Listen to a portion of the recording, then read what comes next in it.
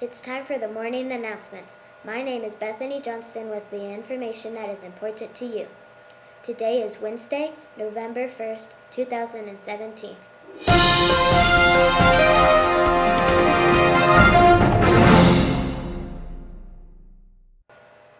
The first day of November moves us closer and closer to one of our favorite times of the year, Thanksgiving. Before that lovely time of the year arrives, we have to keep working harder than ever in and out of the classroom. Here's today's lunch menu.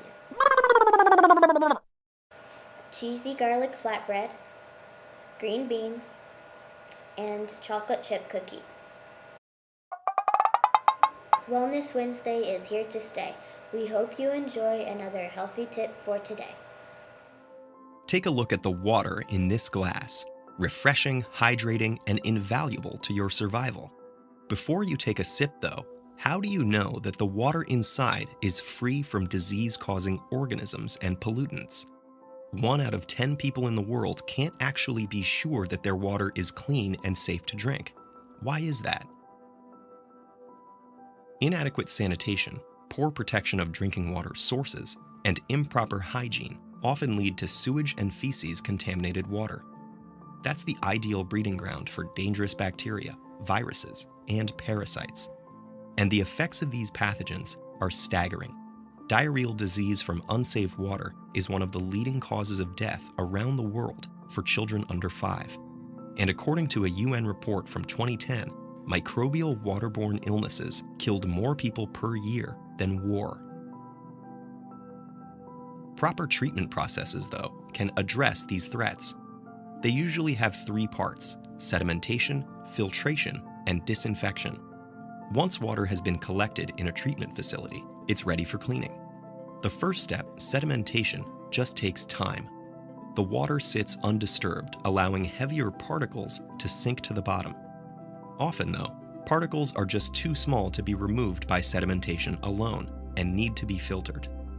Gravity pulls the water downward through layers of sand that catch leftover particles in their pores, prepping the water for its final treatment, a dose of disinfectant.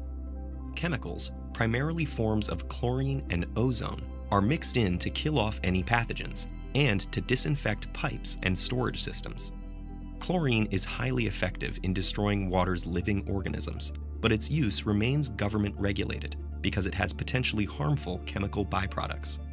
And if an imbalance of chlorine occurs during the disinfection process, it can trigger other chemical reactions. For example, levels of chlorine byproducts like trihalomethanes could skyrocket, leading to pipe corrosion and the release of iron, copper, and lead into drinking water.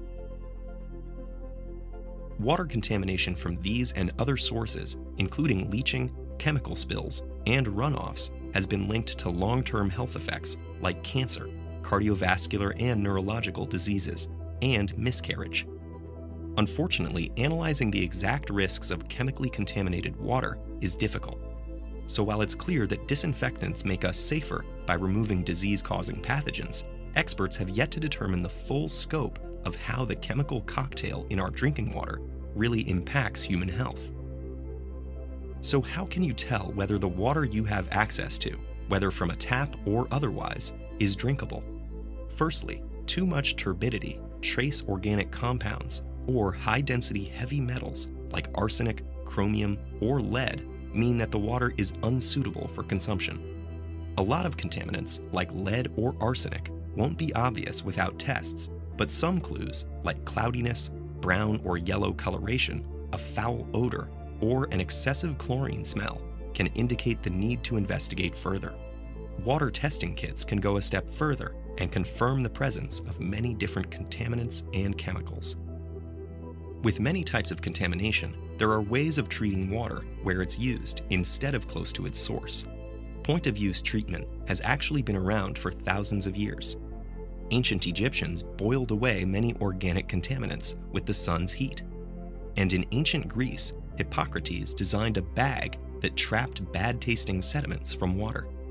Today, point-of-use processes usually involve ionization to lower mineral content. They also use adsorption filtration, where a porous material called activated carbon strains the water to remove contaminants and chemical byproducts. While it's not always an effective long-term solution, point-of-use treatment is portable, easy to install, and adaptable.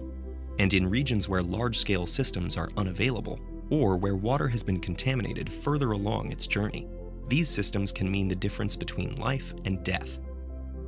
Clean water remains a precious and often scarce commodity. There are nearly 800 million of us who still don't have regular access to it.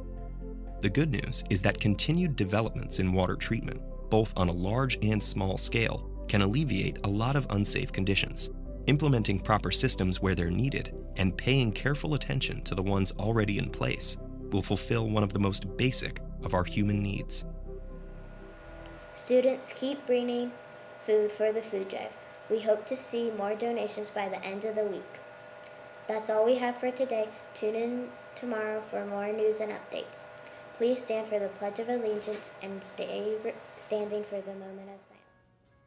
I pledge allegiance to the flag of the United States of America and to the republic for which it stands, one nation, under God, indivisible, with liberty and justice for all.